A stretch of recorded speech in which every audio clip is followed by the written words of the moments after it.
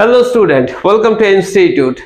ইতিমধ্যে April 2024 NIOS এর practical হল টিকিট পাবলিশড হয়ে গেছে এবং তোমরা ডাউনলোড করেও নিয়েছো এবং তোমাদের ডেটা শিটও কিন্তু পাবলিশড হয়ে গেছে।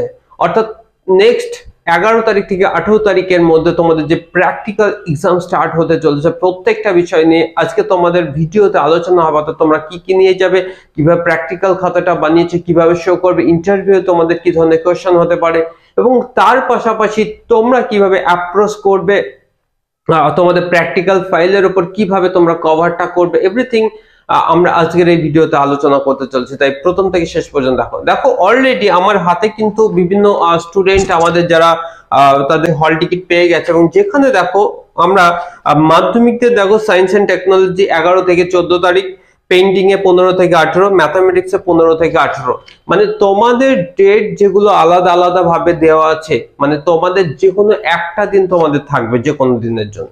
অর্থাৎ প্র্যাকটিক্যাল এক্সাম তোমরা তখনই দিতে যাবে তোমাদের ইনস্টিটিউট তোমাদের ওই ডেটের মধ্যে থেকে যে ডেট ডাকবে সেই ডেটের সঙ্গে তোমরা কিন্তু তোমাদের স্টাডি সেন্টারে এক্সাম দিতে যাবে। সেকেন্ড, আমাদের উচ্চ মাধ্যমিক দেখো আমরা দেখছি বায়োলজিতে 11 থেকে 14, ফিজিক্সে 15 থেকে 18, কেমিস্ট্রিতে 15 থেকে 18, অর্থাৎ 15 থেকে 18 এই 3 দিনের মধ্যে যে কোনো একটা দিন তোমাদের কিন্তু প্র্যাকটিক্যাল এক্সাম হবে। সেই জন্য তোমাদের যেটা স্টাডি সেন্টার আছে সেখানে তোমরা যাবে, ওরা যে ডেট বলবে সেই ডেটে তোমাদের হয়ে যাবে।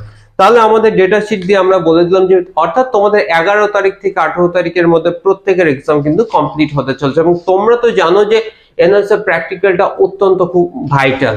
এবার দেখো তোমাদের যাওয়ার আগে সাধারণত কোনগুলো তোমরা সঙ্গে নেবে, অবশ্যই তোমরা একটা পেন্সিল রাখবে, একটা ইরেজার রাখবে, সঙ্গে তোমাদের স্কেল থেকে শুরু করে বিভিন্ন রকম কালার যে পেন্সিল থাকে সেগুলোও রাখবে, আর একটা ব্লু এবং ব্ল্যাক পেন রাখবে। তার পাশাপাশি তোমাদের যে প্র্যাকটিক্যাল ফাইল তোমরা করেছো বাজার থেকে, কিন্তু সেই কভারের উপর সুন্দর করে তোমরা অবশ্যই তোমরা তোমাদের যেটা ডেটা, তোমাদের যেটা enrolment number, study centre name, কোন প্র্যাকটিক্যাল সাবজেক্ট, সুন্দর করে কভার পেজের উপর কিন্তু সেটা কিন্তু এনরোলমেন্ট কম্পিউটারে প্রিন্ট আউট করে সেটা কিন্তু মারবে। এবার তোমাদের সেখানে যাবে, একটা সুন্দর ড্রেস আপ করবে যেটা তোমার খুব সুন্দর হয়, যেটা অ্যাজ এ তোমাকে স্টুডেন্ট লাগে, এরকম সুন্দর একটা সিম্পল একটা ড্রেস করবে। তোমরা প্র্যাকটিক্যাল ফাইল নিয়ে যাবে। তোমাদের কিন্তু এটা জানো যে তোমাদের 10টা এক্সপেরিমেন্ট তোমাদের লেখা আছে প্রত্যেকটা খাতায়। সেই 10টা এক্সপেরিমেন্টের মধ্যে তোমাদের ম্যাক্সিমাম তোমাদের স্টাডি সেন্টার গুলোয় কিন্তু 10টার মধ্যে থেকে যে কোনো একটা বা দুটো এক্সপেরিমেন্ট ওরা কিন্তু লিখতে দেয়। ইভেন তোমাদের নিশ্চয় বলে দিয়েছে, এটা নিয়ে তোমার হেডেক করার কোনো কারণ নেই। সেকেন্ড হচ্ছে, যদি তোমাদের প্র্যাকটিক্যাল ল্যাব ম্যানুয়ালের তোমাদের যদি প্র্যাকটিক্যাল যে তোমরা প্রজেক্ট 10টা বানিয়েছো তার বাইরেও যদি দেয় তাহলে তোমরা সবসময় ল্যাব ম্যানুয়ালটা কাছে রাখবে। অর্থাৎ ল্যাব ম্যানুয়ালটা যদি তোমরা সঙ্গে করে নিয়ে যেতে পারো, তোমাদের ওই বাইরে দিলেও তোমরা কিন্তু সেটা দেখে দেখে লিখতে পারবে, অর্থাৎ তোমাদের প্র্যাকটিক্যাল নিয়ে প্রবলেম নেই। সেকেন্ড, যখন তোমাদের যে কোনো দুটো কোশ্চেনের অ্যান্সার তোমাদের লিখতে হবে, দুটো এক্সপেরিমেন্টের কোশ্চেন তোমাকে লিখতে হবে, তাহলে ফার্স্ট পার্ট হয়ে গেল। সেকেন্ড পার্ট তোমাদের যখন ভাইভা শুরু হবে, ভাইভাতে তোমরা যাবে, সিম্পল তোমরা যে এক্সপেরিমেন্ট গুলো লিখেছো তার উপরে বেস করে কোশ্চেন তৈরি করবে।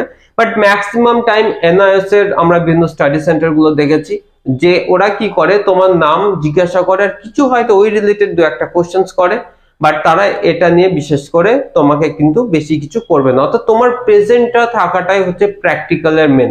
তাই প্রত্যেককে বলবো তোমরা যেভাবেই হোক তোমরা কিন্তু প্র্যাকটিক্যাল এক্সাম সেন্টারে যাও, কারণ তোমাদের পিসিপি তে 10 প্র্যাকটিক্যাল খাতা তৈরি, অর্থাৎ 20তে 20, যার মধ্যে 7 তোমাকে কিন্তু পেতে হবে, নাহলে কিন্তু SYCP subject it to be clear in practical, এই সমস্যা কিন্তু তোমাকে পড়তে হবে।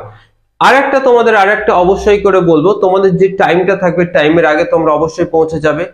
তার পাশাপাশি যদি তোমার মনে হয় যে তোমাদের মার্কস বা তোমার এক্সাম খুব খারাপ হয়েছে, ইমিডিয়েটলি তোমাদের যে হেড অফ দ্য ডিপার্টমেন্ট যিনি থাকবেন তার কাছে তোমরা পার্সোনালি বলবে যে স্যার আমাদের এই জায়গাটা একটু খারাপ হয়ে গেছে, কাইন্ডলি একটু দেখবেন। তারা অবশ্যই বিনয়ের সঙ্গে দেখবে। দেখো maximum, not minimum, maximum study centre যারা হেড অফ দ্য ডিপার্টমেন্টের দায়িত্বে রয়েছে প্রত্যেকেই কিন্তু অত্যন্ত হেল্পফুল। তাই তোমাদের যদি কোনো জায়গায় প্রবলেম হয় বা হয়ে থাকে বা ইন ফিউচারে হতে পারে, তোমরা স্যারের সঙ্গে ডিরেক্ট আলোচনা করো, কারণ এটা সম্পূর্ণ ইন্টারনাল মার্কস। অর্থাৎ ইন্টারনাল মার্কস যদি তোমার থাকে 20 যদি 20 যদি পেয়ে যাও, ফিজিক্স কেমিস্ট্রি বায়োলজির মতো বা পেইন্টিং ডাটা এন্ট্রি এই ধরনের সাবজেক্টগুলো হিউজ প্র্যাকটিক্যাল স্কোর করা যায়। তো সেই বিষয়গুলো তোমাদের যদি কোনো সমস্যা থাকে তোমাদের ডিপার্টমেন্টের হেডের সঙ্গে তোমরা বসো, একটু কথা বলো এবং তোমাদের সমস্যাগুলো জানো।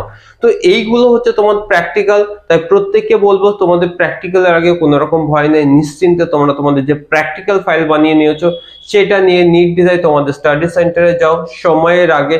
আর অবশ্যই করে তোমাদের যে একটা যে তোমাদের হল টিকিট সঙ্গে একটা আধার কার্ড বা গভর্নমেন্ট যে কোনো আইডি, তার পাশাপাশি হচ্ছে তোমার আইডেন্টি কার্ড, অর্থাৎ এনআরএস তরফ থেকে তোমার যে আই কার্ডটা তোমরা যেটা পেয়েছো বা তোমাদের লগ ইন করে দেখো নিজস্ব প্রোফাইলে আই কার্ড জেনারেট হয়ে গেছে, সেখান থেকে আই কার্ডটা প্রিন্ট আউট করে নাও। এই তিনটে জিনিস নিয়ে সঙ্গে স্কেল বা পেন্সিল আরো যাবতীয় যাচ্ছে তোমরা সেটা নিয়ে কিন্তু এক্সাম হলে যাও এবং তোমাদের হল টিকিটটা মাস্ট। তো আশা করি প্রত্যেকে বুঝতে পেরেছো, এখানে টেনশনের কোনো কারণ নেই। নিশ্চিন্তে তোমাদের এক্সাম খুব ভালো হবে, কারণ তোমাদের প্রিপারেশন তোমরা নিয়েছো, তার পাশাপাশি তোমরা খাতা বানিয়েছো এবং ইন্টারভিউ বা তোমাদের যে ভাইবা হয় ছোট্ট শর্ট টাইপের সেটা নিয়েও তোমাদের চিন্তা ভাবনা নেই। তাই প্রত্যেকে আশা করবো যে তোমরা যারা আগামীকাল অর্থাৎ 11 তারিখ থেকে 18 তারিখের মধ্যে বিভিন্ন স্কুলের উপর ডিপেন্ড করে যে এক্সাম তোমরা বসতে চলছো প্র্যাকটিক্যালে, প্রত্যেকের ভালো হবে এই আশা রেখে আমাদের তরফ থেকে ইনস্টিটিউট থেকে wish you all the best. প্রত্যেকে ভালো থেকে সুস্থ থেকো। সো আজকের মতো এখানে ভিডিওটা। So thank you very much. জয় হিন্দ।